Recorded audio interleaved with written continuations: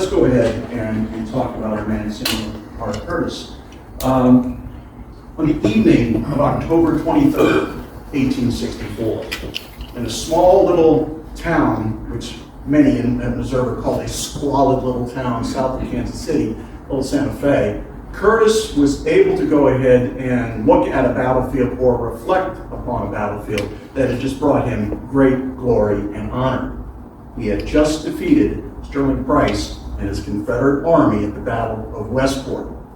And in so doing, Curtis had accomplished certainly a great tactical and operational and strategic objective, and joined in his earlier victory at Pea Ridge in 1862. Curtis had now really climbed the ladder in terms of great commanders in the American Civil War, or at least very good or excellent commanders or successful commanders. And with that in mind, why do we know so little about Samuel Ryan Curtis? This man who occupies a significant part in we'll say, an important theater of operations during the war, that we know so very little about him. That he is not very evident in the historiography. If you pick up any of the general histories of the Civil War, and you scroll back to the index and you look for Samuel Ryan Curtis, you're often not going to find anything. And similarly, when you look at the military-oriented books on the war, and you look at their assessments of the Union commanders, you will not see his name. And just as one example, among the more recent books that has taken the task of examining Union strategy and Union operations in the Civil War was a book by Albert Castell, and indeed it was his last book. And Castell at the very end assesses the great Union commanders during the war, and Samuel Curtis is nowhere to be found. Heck, he's not even mentioned at any point in this discussion of Union operations during the war. William Stark Rosecrans is listed among the great Union commanders of the war by Albert Castell. I think there's an argument to be made there, but again, if I were to assess these commanders, I think Curtis was at least the equal of William Rosecrans. So the question is, why? Why do we have such a limited knowledge of Curtis? And why is he no longer a very prominent figure within our study and knowledge of the war? So we have a problem. And the problem is, he's just not there. Now, the answer to the question, why? Well, why is this the situation? Is it because there's a lack of sources on the subject? And the answer to that is no. There are a great many sources on Samuel Ryan Curtis. You can find biographies throughout, well, not just on the Civil War, but any period of history on pivotal figures that have been created out of far less primary source material. Samuel Curtis, really, the great problem with Curtis is that there's a lot of it. You might even say there's too much of it. In the research that I've done so far, I've identified and I've visited 21 different archives, libraries, and repositories that have substantive collections from Samuel Ryan Curtis.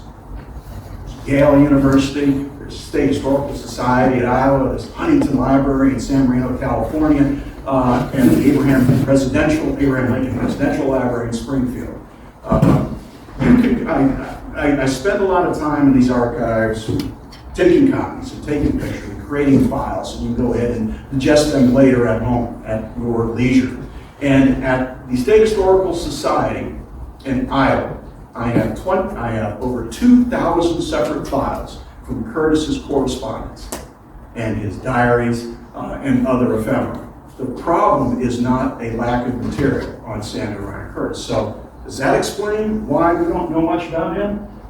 Well, is it because most of these sources are illegible or are illegible? Well, I give you that. That is a problem. That is a distinct problem. That's a cross-hatching if you haven't come across it. In the 19th century U.S., it's fairly common to see this kind of thing. And Curtis practiced this with great gusto with his wife Belinda. And Belinda would write back in cross-hatching. They were economizing. They were attempting to save paper back in the day. So that is a challenge to get through that kind of thing. Well, all right, I'm not going to blame that though. Well, is that the challenge? That's a challenge too. But I have to say, with modern technology, you can take so much of this type of stuff that is well-nigh washed out, and you can bring it back to life. If you have a rudimentary knowledge of Photoshop, and I've been able to do that with dozens upon dozens of this kind of thing. You go through and you adjust brightness and contrast, and you can resurrect a lot of this. And really, if not for the first time, maybe now in a very long time, you can go ahead and read this kind of thing and figure out what was going on.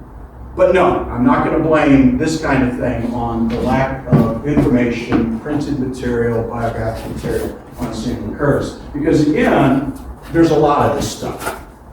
You go through this material and you'll find his letter books, you'll find his various diaries, you'll find his letters that are really well kept. And he writes in beautiful cursive for that period. And it's fairly easy to get through. So I can't blame all that. Then, well, what else explains our situation? And the answer is, now, here we go, service of the transmission segment. How important, how significant it was.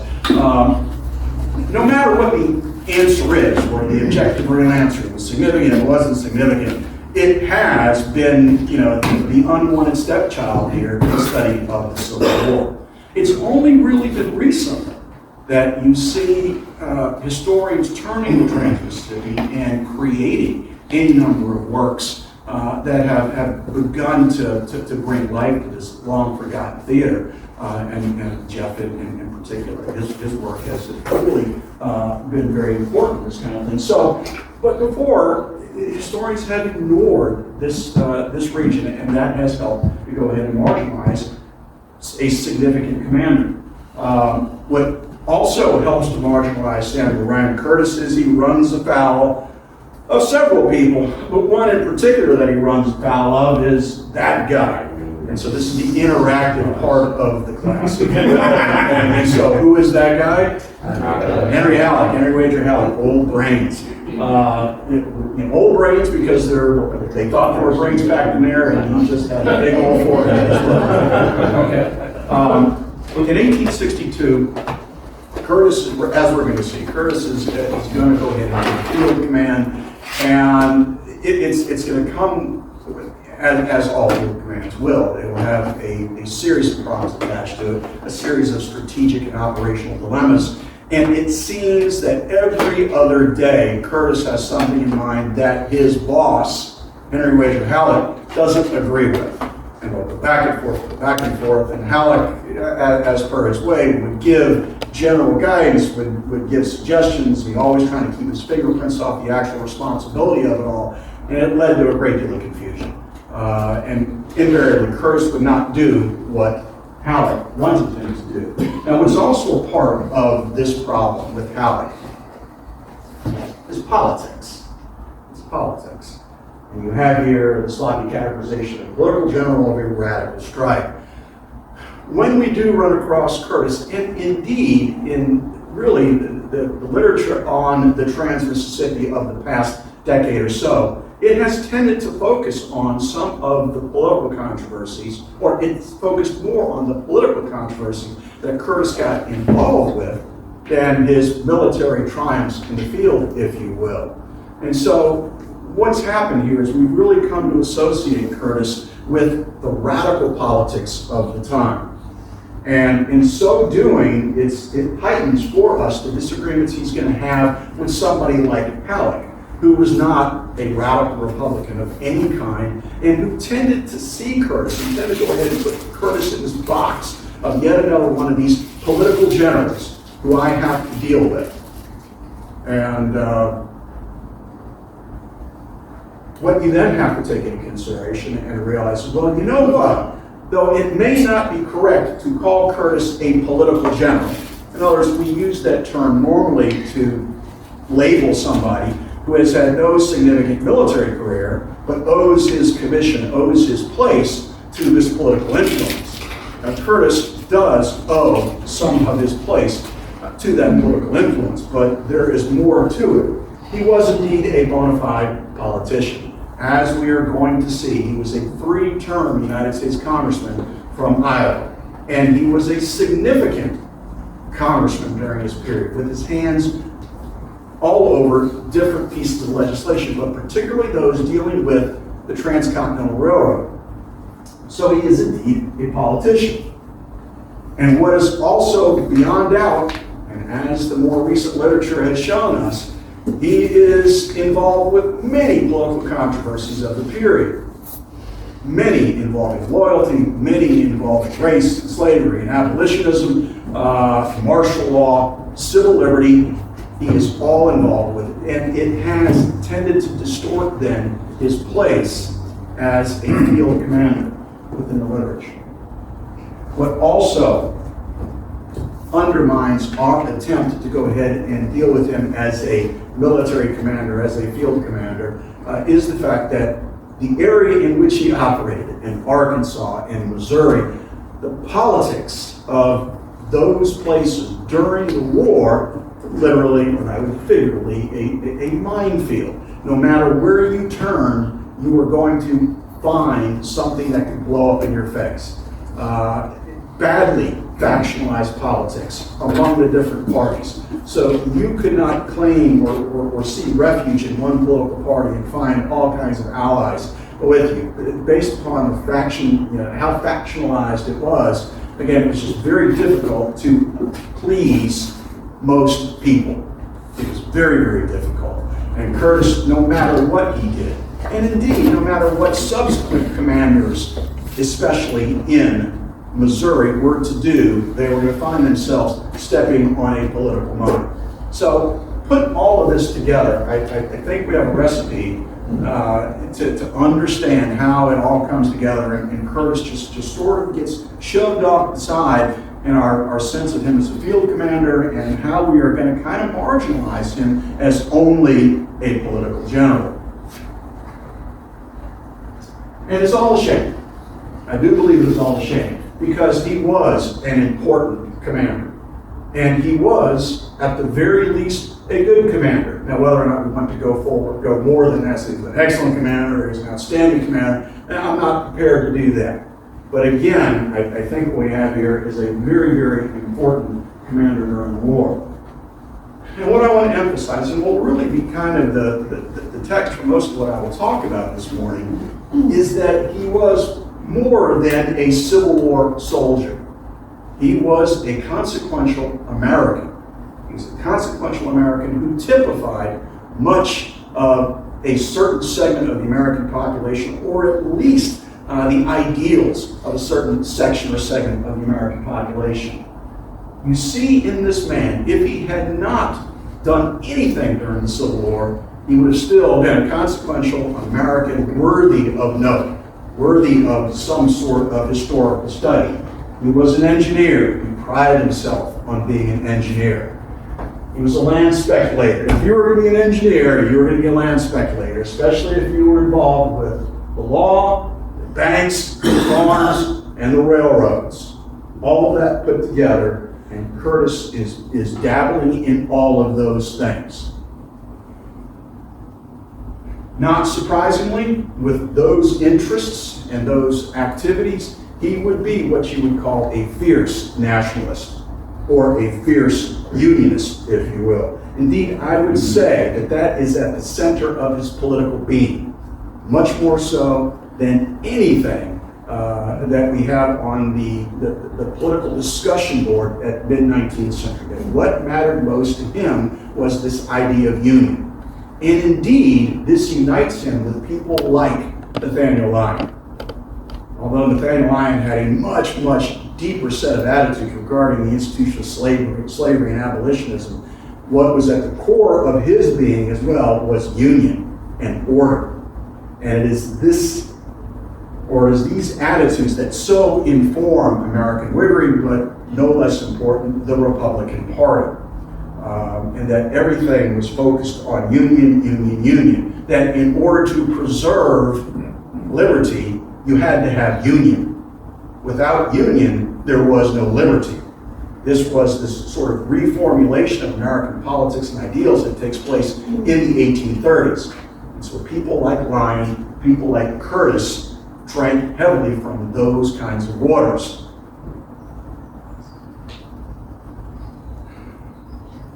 All of his interests, his background, his idealism, put it together with railroads and internal improvements. And this is where you see so much of Curtis's professional life before the Civil War. He is working in various engineering projects, internal improvements throughout the 1840s and the 1850s, and tie it also with the advance of railroads. Railroad expansionism in the United States. The period, especially of the 1850s, the railroads are going absolutely nuts in the United States, especially in the Northeast, the old Northwest of the Ohio River Valley, Ohio, Indiana, Illinois, and they are now bleeding across the Mississippi River into Ohio, into Missouri, heading towards Kansas and Nebraska, and he is all over that. Railroads and internal improvements, he believes, bring together the United States, and it offers prosperity. It offers opportunity. It mandates union. So his background, his professional interests, it all comes together here in a sense of nationalism. And what you have as well is it's sort of it's the impetus for him to get involved in American politics in the mid-1850s. You're going to take a fellow who was apolitical, who in his voluminous and extensive correspondence rarely commented on American politics, rarely ever. And that you're going to see sort of a gradual entry in American politics, where he's going to engage in interest that's primarily about internal improvements and about railroads, and then it's about the idea of union. And then we're going to go ahead and see a beginning sprinkling of interest on the institution of slavery. But for the most part, this is Samuel Curtis, this man who is going to become this very consequential American period. All right, what about his background? He is born in upstate New York, Champlain, New York. He is from a family where both sides had come into the United States in the late 17th century, settled in Connecticut. His father had been a Revolutionary War soldier. They are farmers, migrate from upstate New York to Licking County, Ohio. And that is a part of a demographic trend that we see throughout the latter part of the 18th century and into the 19th century. And so the Ohio River Valley is filling up with all of these people from Connecticut and upstate New York. And there, the Curtises become farmers. There is a large family. He has several brothers, two of which, his two older brothers, he remains close with throughout his life. Hosmer and Henry B. And both of those men become interested in railroads, but even more particularly, the law. They are lawyers, bankers, and railroad men, and Curtis is going to go ahead and Samuel Curtis is going to share those interests. We really begin to pick up the personal trail and the personal record of Curtis, of Samuel R. Curtis, when he goes to West Point, the class of 1831. So he arrives in 1827, and his time at West Point was, there's nothing extraordinary about it. He is going to finish in the middle of his class. He will do okay. Perhaps the most extraordinary thing that we see during his time at West Point is he was involved in the court-martial of one each Edgar Allan Poe. I don't know the extent of if you're from the UK, your knowledge of Poe, but Poe was considered among the first-ranked American poets during this period. He was at West Point, didn't want to be there, decided he could go ahead and totally tune everything out to get him thrown out of West Point. So he stops going to formations, he stops obeying orders, and Curtis is one of those who's brought in to document where Poe had gone wrong. That's about it. And what we can say, though, is West Point is going to have a certain impact upon Curtis. On a personal level, you will see in his correspondence, in piece of correspondence later, how he uses it as a reference point when talking to his sons. When he's seeking to impart some kind of lesson to his sons, there's sometimes a West Point reference. And one of the more interesting I got is when he's writing his eldest. Henry Zara. He sang this kind of thing. Went to West Point and remained 4 years left, sing mother, father, mother, or father, or father, mother, or friends. And this was in response to to a letter where he's and been complaining, if you will, about his social circumstances. And Samuel is sort of reminding him about, life is not going to be easy. You need to go ahead and put your nose to the grindstone. And oh, by the way, I had that experience and I turned out okay. Homesickness and personal feelings must be entertained without yielding matters of business and character to their influence. Curtis was always going to go ahead and remind his sons about discipline and the necessity of sticking to it. That these are the most important things, and these are the types of things that West Point taught me. Now, what's very interesting is that despite this sort of influence in shaping Samuel Ryan Curtis, he is going to have what we're going to call a very estranged relationship with that institution. A very, very estranged relationship. As you'll see in the next slide, he has a brief career in the United States Army. He lasts 1 year. He lasts 1 year, which was not uncommon for the period. That you see so many of these guys who graduate from the United States Military Academy who will punch out shortly thereafter. Jefferson Davis is but another example of this kind of thing. So he lasts 1 year. The strange experience West Point is going to come into focus when he goes to war in Mexico. So he is going to go back into the Army, if you will, and fight 1846 to the latter part of 1847. Should also note that he is involved in the militia of the time. There's countless, wherever he moves, he's going to go ahead and be engaged in the local militia. So he sees that service as a bridge from West Point to his time in the Mexican-American War. But what I'll simply say here, before talking a little bit more about what happens in Mexico in just a few other slides, is that he begins to see a prejudice. He begins to see how, though he may be a colonel in commanding the 3rd Regiment of Ohio Volunteers, that people look down their noses at him. These West Pointers, these regular Army guys, they don't really respect him. He did not stay in, he did not become a professional soldier, that there is a prejudice that needs to be rectified. What really appears to set him over the edge is when he can't get his eldest into the academy. Henry Zara applies, or they were busy trying to go ahead and get in, and they don't get in. And there's a particular letter afterwards, and they've been sort of strategizing on what's going on, how to get this to happen. It doesn't happen, and then there's Samuel Curtis in the end saying, you know what, this is all for the best. West Point really isn't that good. It's too terribly rigid. It's not going to teach you the things that you need to know to be truly successful in life. It's really not so good. So there is that's also part of it. One of the more interesting manifestations of a growing estrangement, West Point and the regular Army. And for Curtis, West Point and the regular Army are almost inextricable by the time you get to the Civil War, surprisingly enough. And it comes in 1858. 1858, Curtis is now a congressman. He represents the 1st District from Iowa, and he is also occupying a very important position on the House Committee of Military Affairs. And he is very involved with this great discussion over the great brouhaha over the Mormons. The Mormons who have been shoved from one place to another in the United States. From Ohio, Indiana, to Iowa, right outside where he had established a residence in Keokuk, and then to Missouri, and then finally out to Utah. And then in Utah, well, Mormons being Mormons, people were going to look askance at them. They lived differently.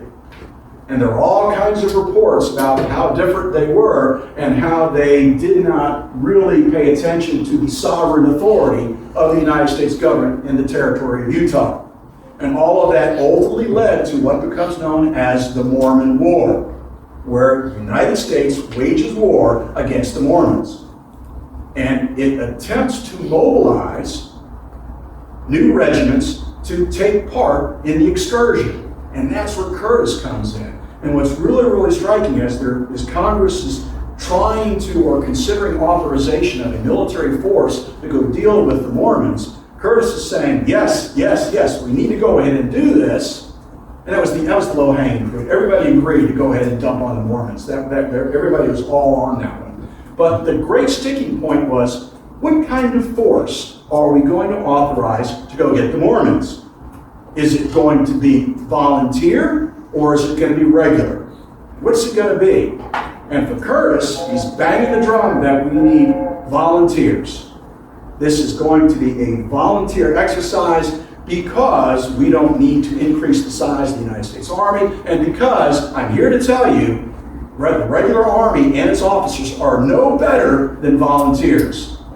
And the great example he uses is why my regiment from the Mexican War was better than any other regiment that I saw out there, whether they be volunteer or a part of the regular Army.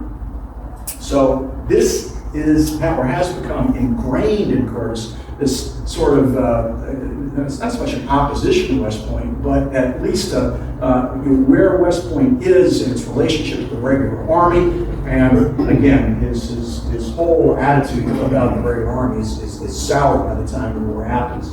He believes thoroughly in the ideal of the citizen soldier. That the citizen can become a soldier, that you don't need some sort of extensive training before the conflict. You don't need to be enrolled in a regular army to be an efficient soldier or be a part of an efficient regiment. He senses that hostility throughout the war. Over and over and over again, he thinks everybody is aligned against him. Those who stuck in the old army. That old officer corps that went to West Point, stayed in the Mexican War, to the beginning of the Civil War, that he just was not a part of their crowd. That he had been a politician, and that they looked down their noses at him. And so over and over again, when you see any of the controversies he gets embroiled in, that this becomes something very important to him. And there you go. Go ahead and throw this Army General Order. You see Cadet Samuel R. Curtis, who graduates from West Point, 27 in a class of 44. He's commissioned second lieutenant, and he's sent to the Indian Territory, where he will reside. Let me go ahead and get this for where he will reside for Gibson. 1 year. Truth be told, he does not actually spend the full 1 year at Fort Gibson. He is on furlough quite a bit. He is absent from duty quite a bit.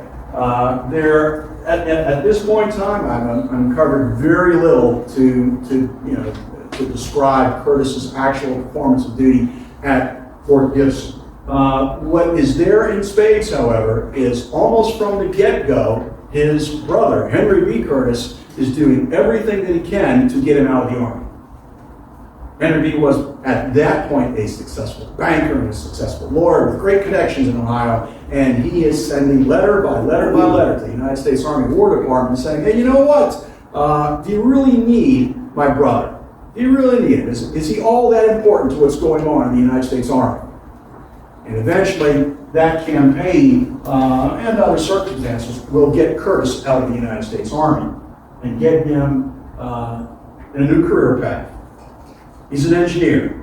You go to West Point to be trained as an engineer, if you will. And he embraced the idea of an engineer. What's really interesting when you look at his correspondence in so many of the folders, that he's all about drawing maps. And he is all about instructing his kids on how to draw maps. When H.Z. and his second son, Samuel Stephen, go off, and he's always telling them, look, this is what you need to do. If you go look at land, if you're going to engage in this business, you need this, that, the other thing, you need to be able to do maps. And this is how you do it. He's just all in it. So, not surprising, we're operating engineer, 1832 to 1836. Curtis is on the biggest internal recruitment that the United States government sponsors at this time. And that is he's working on something called the National Road. National Road dated to 1811, and it was the federal government's first attempt to really establish a project funded by the federal government. You see this road, which is to connect the Potomac River with the Ohio River, the National Road. And so it's a project that runs 1811 to 1837, and Curtis's time working on it is 32 to 36. He gets some valuable experience here, but more importantly, what he gets is connections, or our connections. From there, it's on to a new engineering project. And this time, he's going to be hired as a chief engineer on what was known as the Muskingum River Improvement. And this was a very, very widely seen sort of thing throughout the 20s, 30s, 40s, and 50s in the United States, especially in the Old Northwest and into the Northeast. We're building canals. We're building canals, we're building locks to go ahead and have access to our rivers from origin to mouth. And here it's the Ohio River. We're trying to go ahead and get the Muskingum River to access the Ohio from stem to stern. Building locks, building side roads, and all of the supporting infrastructure, if you will, to get this to happen. And so there's Curtis 37 and 39. Welcome patronage. What patronage is all about here is politicians who reward friends. It's politicians who want to make enemies or want to make friends of enemies. And you will find them in government jobs, especially in this kind of thing. So we have a river improvement. It's being run primarily, it's run through the state of Ohio, and Curtis gets his position here because of his political background, or at least because he is known as a son of prominent Whig politicians in Ohio.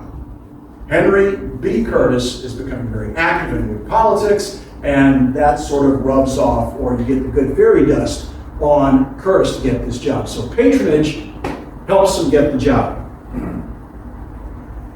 What I will also note is patronage cuts both ways. Because if the party that got you the job is soon out of power, likelihood is high that you too will lose your job. And that's what happens here. Democrats will be ushered in with the state board of commissioners, et cetera, they gain control of the improvement, and everybody with a Whig identity was flushed right on out. So he's gone from that. From 41 to 46, Curtis is still going to retain an interest in engineering, but he doesn't see it as being as financially lucrative as being a lawyer. So it's back to Licking County. It's to go ahead and join with the brothers, and you see him dabbling in the law. You see him also engaging in any number of land speculations, land surveys, and you're seeing some activity with this railroad thing, getting involved with the railroads. During this period, also what you're going to see, 1846, the Mexican-American War. By virtue of Curtis's prominent position within the society, or within Ohio's society and his family's prominence, he is able to become the state adjutant general. He's got the West Point background as well, and he's the state adjutant general when this war kicks off. He will not be content to stay behind the desk organizing Ohio for war throughout the war. What he wants is a field command, and he does get a field command in 1847. He gets command of the 3rd Regiment of Ohio Volunteers, an infantry regiment, and off to war he goes. Curtis, various times in his life, is a meticulous diary keeper. And when you look at his correspondence, or you look at the repositories that we have on Curtis, there are any number of diaries here, there, and everywhere. And one of the more interesting is kept during the Mexican War. And it is really, really a meticulous day-by-day account of what happens from the time you raise this regiment, the time it floats down the Ohio River, it floats down the Mississippi River, it arrives in Mexico. He is a very, very meticulous observer of everything that is going around him. So that is pretty good, and it gives us some insight into the man and his character. Now, perhaps what is most important for us as we consider him for the war to come, Curtis does not see significant combat operations. What he winds up doing is arriving in Matamoros, and he becomes a garrison commander. And from Matamoros, he will become really what amounts to a military governor in this area in the northern part of Mexico that embraces Matamoros, Camargo, primarily Matamoros, Reynosa, and Camargo. Now, while he's there as this occupying governor general, if you will, there is an exciting moment that brings him to national attention. And that is in February of 1847, you're going to have down here the Battle of Buena Vista. Zachary Taylor is going to go ahead and engage Santa Anna in one of these significant battles during that war, and Taylor inflicts a significant defeat upon Santa Anna. Well, there is a segment of Santa Anna's army, a cavalry unit, that escapes, and it rampages, if you will, out of Buena Vista and headed towards Reynosa and Camargo.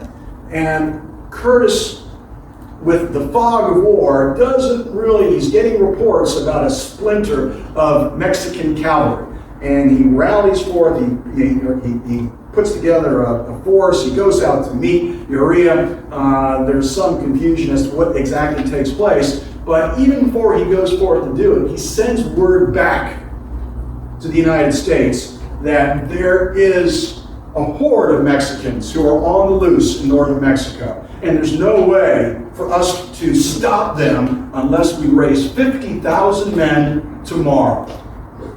And this report gets plastered over newspapers throughout the United States. Now, it doesn't panic anybody in the United States. Instead, what it does is everybody's now looking at Samuel Curtis as an unhinged fellow. And this guy doesn't really have a sense of proportion. He's just out there throwing these things around. He's scaremongering. This is not a good take.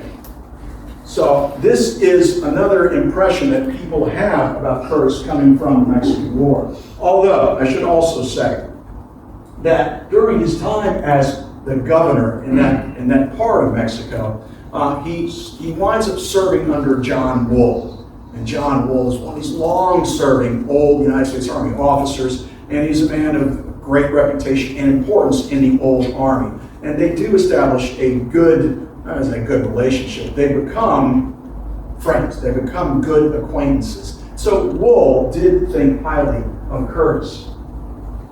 Well, what happens after that? Curtis returns to Ohio. He's not quite the war hero, but he also understands that, you know what, opportunities in Ohio are not really what I want. That western expansion is taking place here. There are greater opportunities for ambitious Americans. They lurk on the frontier. So Curtis will head west. And he heads west to Iowa. And in Iowa, what he's going to pick up, well, he's going to be an engineer again. He is going to become the chief engineer of what becomes known as the Des Moines River Improvement. We've had the Muskingum River Improvement, now we got the Des Moines River Improvement. And the Des Moines River, it's going to run down here, it's going to run up to what will eventually become the capital of Iowa, Des Moines, and it will divide it will fork there. But the river needed improvement. In order to make that passable for the steamboats of the period, you needed to go ahead and even it out, if you will. You needed to go ahead and establish a series of locks.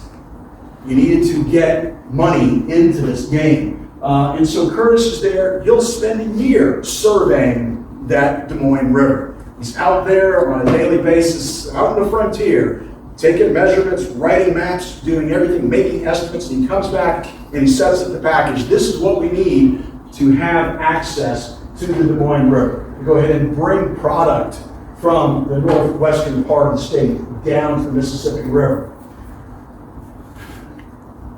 By all accounts, he does well as the chief engineer for the Des Moines River Improvement. But once again, politics of the period begins to intrude. And Curtis experiences this primarily from the Patriot side. He had gotten his position in some part because he was a Whig. And shortly thereafter, 3 years into this game, there's going to be a change of administration, if you will. You're going to have folks who come in on the Democrat side who will seize control or gain control, or be elected to this position of the commissioners, and they're out. And what they want to bring in is a new guy who was a Democrat on what they would call the loco-foco side of things. A particular faction that has origin in New York State, and we're seen as really very much laissez-faire proponents. Curtis was not that, and he's out. Patronage taketh away, patronage provideth yet more. Curtis is an engineer, and so right after this, he's now going to go ahead and become the city engineer of St. Louis. Why? Well, he is an engineer of some accomplishment. He can go ahead and write it out on a resume, but he's also a Whig. And the mayor of St. Louis and his city council, they're Whigs. And there it goes. The continued relevance of partisan politics for Curtis is primarily at this issue, or not this issue, it involves party patronage. Now, as engineer in St. Louis, Curtis is going to go ahead and do any number of neat things that put him within the first rank of civil and public engineers. St. Louis has got a sewage problem. It's a place that suffers through all various contagious diseases that you have at mid-century in the United States. Cholera particularly hits St. Louis hard. Thousands will die in the year before, or well over 1,000 are going to die in St. Louis the year before Curtis comes as city engineer. And so he's going to be involved in what becomes as the Biddle Street sewer development. And it's all to go ahead and make St. Louis a healthy place to live. What's perhaps even more interest for civil warriors is Blood Island over here. The Mississippi River was, in essence, scouring away St. Louis. Robert E. Lee, as an engineer, had earlier come down here and say, look, St. Louis is losing. It's going to essentially disappear in the Mississippi River. We're going to do it. And he started talking about forming a series of actions here to divert it around Blood Island, to make it, to shift where this current runs hardest. Curtis picks up on what Lee has recommended the United States Army Corps of Engineers, and Curtis is very much involved in helping to readjust the Mississippi River. So again, the point here is we have an engineer. In terms of what is to come, growth of intellectual curiosity, slavery, and those kinds of things. Up to this point in time, in Curtis's voluminous correspondence, we don't really see him as a curious individual. We don't see him as an intellectual of any great interest. He is not engaging in social and cultural issues. He's not even talking about politics, aside from the fact is, I'm a Whig and I just lost my job.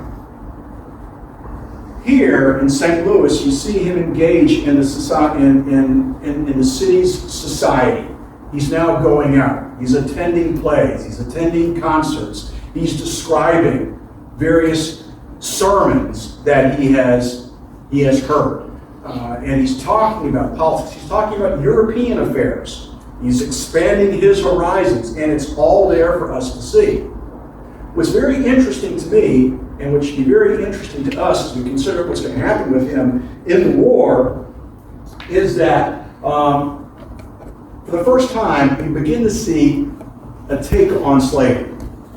And what's really interesting to me is it's not that significant of a jump into the institution. At this time, there is the Compromise of 1850. There was some mention of it yesterday evening. This is a big thing, and it involves the expansion of slavery, or attempting to deal with it in a variety of places, in a variety of ways.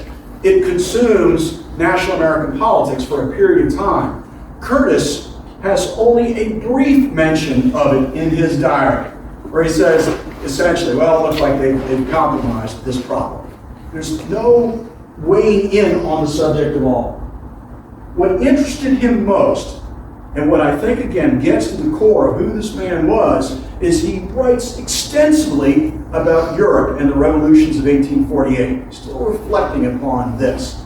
And the big thing he comes away with is, this is bad. This is chaos. This is disorder. This is not productive for a good society. You cannot have chaos and disorder. There needs to be order. There needs to be union, if you will. So that's what interests him most. From here, He loses that job in St. Louis. Well, when the Whigs go out, Democrats come in, now he's out, and now he's an engineer again. More importantly, he's playing railroads. He is now jumping full force into the railroad movement during this period, and it's primarily in Ohio. He is investing in railroads, he's getting on boards of directors of railroads, and he is also surveying for a particular railroad that will span the width of the state, and he hopes to become a part of a great transcontinental railroad. His work for what was known as the Airline Railroad is he envisioned that there would be a jumping off point here in Nebraska where different trunks or different feeder railroads would come to a great trunk that would then go across the United States, binding east with west. So Curtis, during this period, now is becoming a great advocate for the Transcontinental Railroad. This is what makes him go. This is what he wants the most in life, is the Transcontinental Railroad. He's on multiple boards. He's invested in a variety of railroads. He becomes a lobbyist. You now see him gathering up letters of recommendation so that he can represent the interests, especially of the airline road, to access more land from the federal government, to gain grants, rights of way, if you will, to run the choo-choo train through. Here again, my interest or my question was, where is Curtis on the great issue of slavery, which we seem to think, it consumes everyone, and that these consequential people, especially guys who become a radical during the Civil War, has got to have some take on this. And so I'm looking for all of this, and I see here that in 1854, that's Kansas-Nebraska Act. This is the origins of bleeding Kansas, if you will. Now, Curtis does at this point begin to express an idea or an attitude about slavery, where he says, listen, slavery is immoral. It is immoral, it is a bad thing. But you know what? I'm a railroad guy. And the irony in this is that in the middle of the debate for the Kansas-Nebraska Act, he is in Washington lobbying for the railroad. And he is beyond disappointed. It's almost, he can't quite understand that he can't get any legislation for his railroads because they're debating this slavery thing. There's almost this cognitive dissonance here about what's going on. Uh-oh, this is not good. Uh-oh. Okay, today. Somebody fell asleep and I was thinking about he unplugged it. 1853. All right, then he wants me to be done. You need to get a little bit wet. I don't know.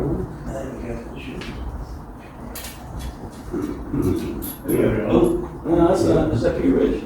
That's somewhere before Donaldson, a secret road in Donaldson.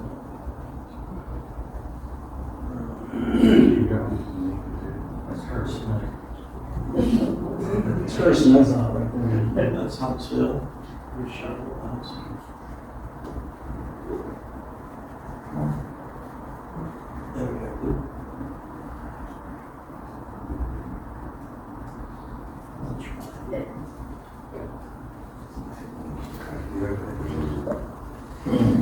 It's a transparency. I put on here.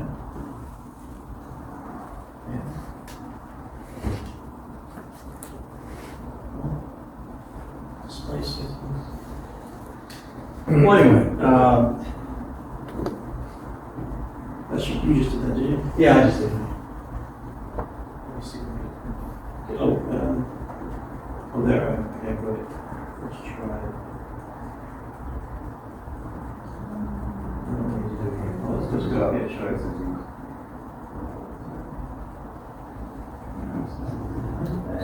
Right, so as we're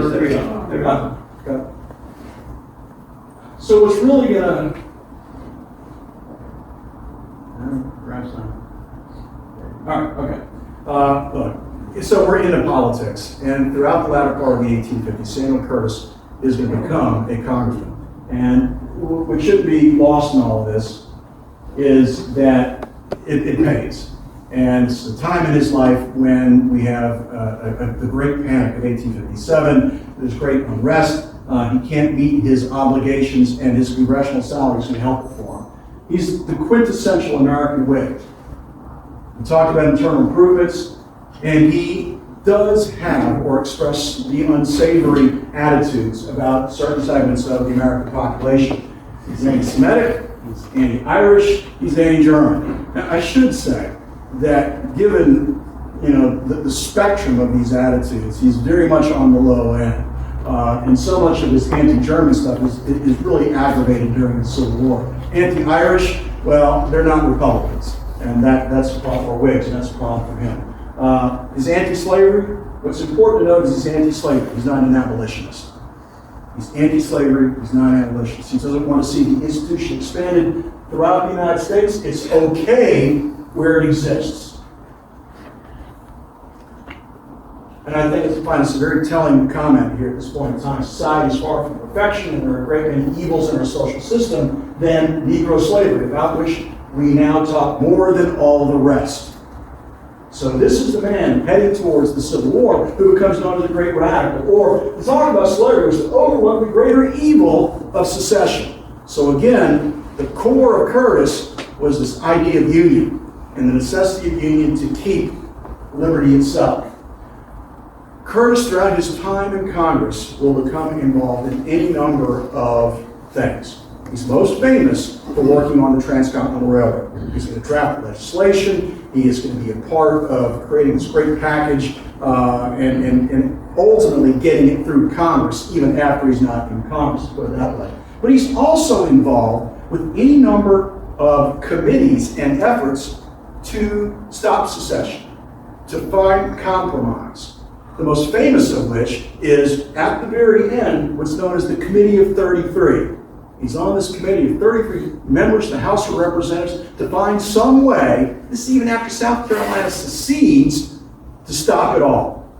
And he is willing, and he will sign off on what would become known as the Corwin Amendment, or the 13th Amendment, what would have been the 13th Amendment of the Constitution, which would have guaranteed slavery in perpetuity. It would have guaranteed slavery in perpetuity. That's Samuel Curtis here at the beginning of the war.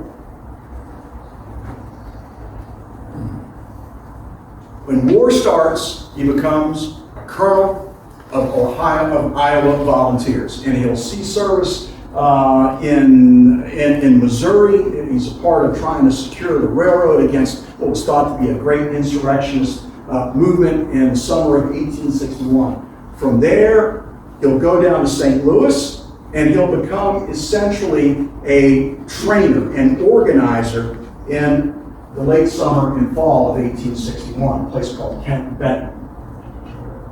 It's at Pea Ridge that he becomes an American hero, or as I have here, almost, because it's lost to history, if you will, or to the greater sense of the Civil War. There you see Pea Ridge in northwestern Arkansas, and I had no intent really to get in the weeds on Pea Ridge, but to understand it, just simply know that what you have here was a Confederate attempt to get to St. Louis and get behind a Union force or a Union offensive that had, in February of 1862, gone down to Tennessee and the Cumberland River.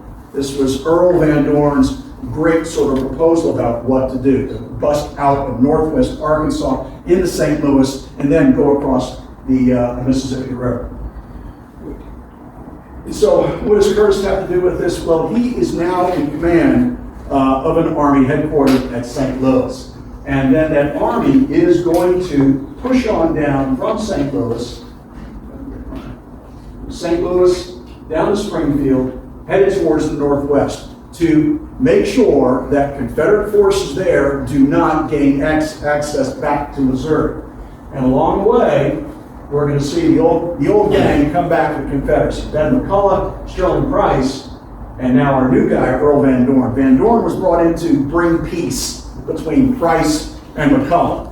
And Van Dorn is an aggressive commander. Van Dorn is somebody who thinks big and charges hard, sometimes a bit too hard on in just about every way. So Van Dorn is in charge. He proposes this great breakout.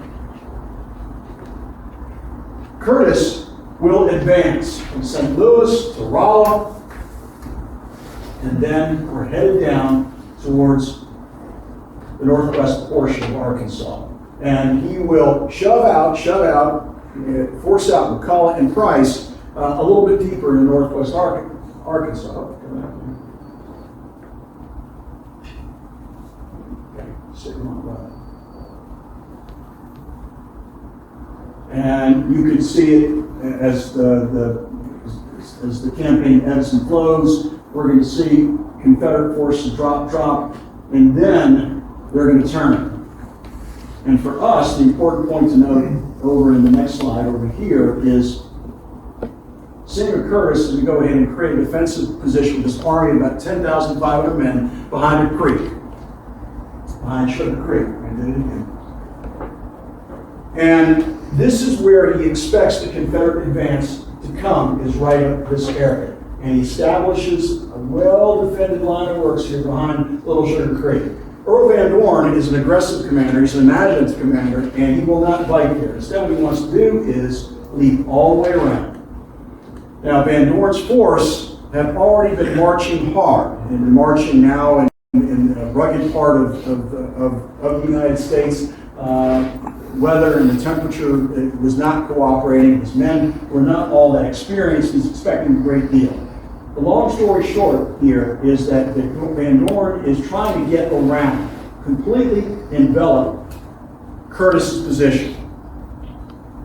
And we will see two strikes. We will see Ben McCulloch drive down here, and Van Dorn with Sterling Price come all the way around and strike here. Throughout this, Curtis is going to sniff it out. He understands what's taking place. He'll send an element of his army up here to meet McCulloch, and he'll send another element over here to meet the thrust of Price. There is a great deal of chaos and confusion here on the first day of the Battle of Pea Ridge on May 7, but nevertheless, Union forces hold strong there. And you kind of see it play out right there. And what Curtis is doing is he keeps his cool. His army is being flipped. It's going to be facing one way on one day, and the very next day, it's turned around facing the other way. And he's able to go ahead and fend off the thrusts that we have here. Booster House and others at Leetown, and then this is Carr, who's going to really lead this defensive area. He's going to stage in a number of defensive positions. Curtis, throughout this, will feed troops into both positions so that by the next day, Curtis can go ahead and counterattack. So the Battle of Pea Ridge is 2 days, March 7, March 8, 1862, and Curtis ultimately concentrates his force, and he is able to decisively defeat Earl Van Dorn. Van Dorn outnumbered Curtis significantly. Van Dorn had in excess of 17,000 men. And by the time all this is all through, Van Dorn's force almost disintegrates. The Indians run one direction, and Van Dorn's going to have to go ahead and slide around another. And he ultimately just attempts to disappear to try to go ahead and get across the Mississippi River. Sterling Price, Samuel Curtis, has this great victory. Next slide, please. All right, okay. So what did he accomplish? Strategically, he had kicked the Confederates out of Missouri in 1862, 1863, and on in 1864. He has given a great strategic victory to Union forces here in the Trans-Mississippi. Tactically, he had done wonderfully. As I mentioned, he proved himself to be a flexible commander in the face of great chaos, the fog of war. He fended off a double envelopment.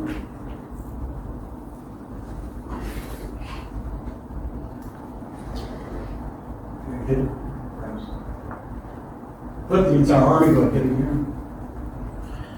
Distribution of reserves. And so we see him as a guy who can keep his cool under great stress. What's really interesting about it also is shortly after this battle, he will receive word that his daughter has died. He's got daughter Sadie 21 years old, who had been serving in the camps, if you will, with his army, who had been serving as something of a nurse. She got one of his camp diseases and she dies. And she becomes the fourth of 5 children that he's going to lose. That's number 4 right there. He was very, very close to her, and he finds this out just right after his great victory at Pea Ridge. This is really a crushing thing for me. I'll note this, that following Pea Ridge, Curtis is going to take his army, and you will follow the blue from the city of Pea Ridge all the way down here to Helena. And it's something that really did not make Henry Halleck happy at all. Halleck, who is in command of this department this time, wants him to drive down to Little Rock, and Curtis can't find a way to do it. Instead, Curtis finds himself enmeshed during a really bad time of year in terms of the temperature, in terms of water levels in this area. And so he's constantly sliding down, and he winds up in Mississippi at a place called Helena. And at Helena, we're going to find what's something that's just really going to come and haunt. It's either going to haunt Curtis or it's going to define him for us for the rest of the war. And that is, he begins this political transformation. We had seen him as an anti-slavery guy, but a guy who really didn't invest that much capital into the institution or consideration about abolition. Here he does. And what we find with Curtis is he becomes representative of so many Union Army officers and soldiers. He becomes a practical abolitionist. Yes, he believes the institution is moral, but that's not what drives him to say, let's go ahead and start freeing slaves. He wants to free slaves because it's a just punishment of the enemy who owns slaves. He wants to free slaves because it's military expedient. Slaves help the Confederate Army. And if I can free them, they're not going to have people to maintain an economy. They're not going to have people to go ahead and build things that can be used against us.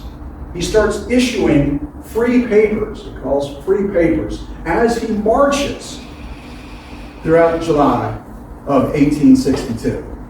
He runs into slaves who they're going to go, some statement that they're a slave of a Confederate, somebody who's been disloyal, and he will issue them, he will emancipate them. He's doing this in advance of Abraham Lincoln or the United States government's policy of emancipation, which starts with the Second Confiscation Act.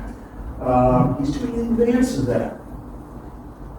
When he arrives in Helena with his army, the slave problem is even greater. We have slaves who have been abandoned, if you will. The economy, the daily life, the economic life of the city is drawn to a standstill. The currency exchange is drawn to a standstill. There's a humanitarian crisis here. And Curtis is now going to go ahead and find himself with all of these slaves, and he now has to figure out how to feed them, how to take care of them, if you will. And we see what he attempts to do here. He's now going to go ahead and allow the slaves to sell the cotton of their masters. He's going to employ slaves. He's going to clothe them. He's going to feed them. He's going to send others north. Put them on a boat and send them to the north. Needless to say, all of this is not going to be viewed well by any number of people. He's managing cotton. He's managing the collection of it. He's managing the sale of it. There's all sorts of political opposition to this kind of thing, on the Democratic side of the Union Army especially. John Phelps, Union Governor of Arkansas, Frederick Steele, who's going to soon replace Curtis, and John Schofield, who's commanding a district within Curtis's department.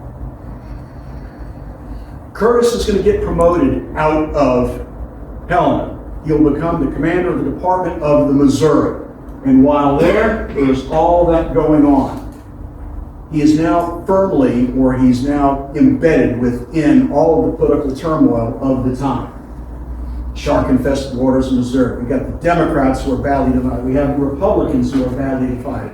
And he's trying to find his place in all of this. And while he's commanding that department, he begins to make any number of decisions that will sow tension. He is going to assess, quote-unquote, disloyal Missourians. If you do not take the loyalty oath, or if you've been identified as being disloyal, you have to go ahead and make a cash contribution to the Union war effort. He is going to go ahead and argue with the governor all day and all night long about who controls the militia, the Missouri militia. And there are different species of Missouri militia. He's going to get in trouble about his use of martial law, his suspension of civil liberty. He is going to banish preachers who are thought to be disloyal, preachers who may have issued a prayer on behalf of Jefferson Davis, preachers who may have baptized a child with the name of Sterling Price. They're banished. So all of these things become problematic. And Arkansas comes back to haunt him. He's seen as an abolitionist now. He's going to be charged with corruption in terms of his management of the cotton. Thought to have received kickbacks, use of cronyism in allowing the people to come down and take Confederate cotton and sell it north. And all of this is also compounded by the greatest litigation of all, and that's camels.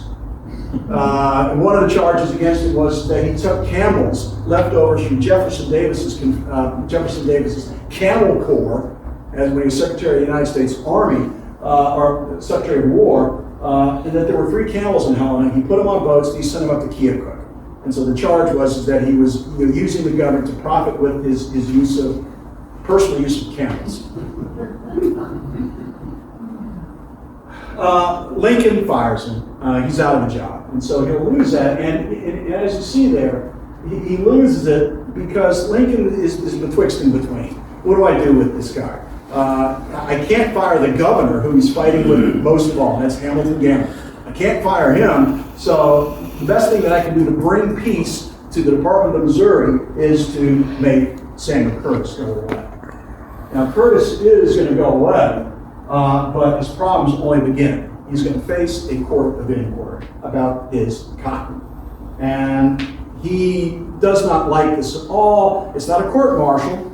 He can't call witnesses to defend himself. He cannot cross-examine witnesses. And he couldn't even present evidence in his favor. And so he sees himself as being persecuted. There's this great movement afoot to nail Sam Curtis, all because of what he had done in Arkansas and Missouri. Great sense of paranoia. Give you that one.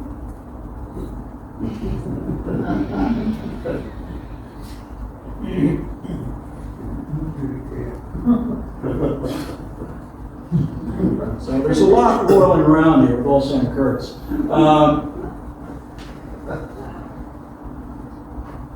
He assembles a dream team of lawyers, sends them to Washington to lobby on his behalf. Norton Chipman, will eventually stay there in Washington, and he will be the chief prosecutor against Henry Wirtz, camp commander in Andersonville. But this is the dream team, without going into the background of these fellows, and they do mount a significant political lobbying effort with Lincoln. That's a great thing for Lincoln. What Curtis also wants is something in the record that says, I'm not guilty of all these charges of corruption. He doesn't get it, by the way. He gets some vague promises, but there's no, when you look at the official Army inquiry, his evidence is not there. Oh yeah, this is key. Throughout this whole cotton thing, his relationship with, what's his name? James Lane? James Lane. Look, that's the best pair I've seen. Senator James Lane, the great radical from Kansas. The cotton problem brings them together. This is what cements this relationship. And Lane is going to be looming over this whole thing of trying to exonerate Curtis for all of the alleged misdeeds. And they become closer, become closer. Now, why this is significant?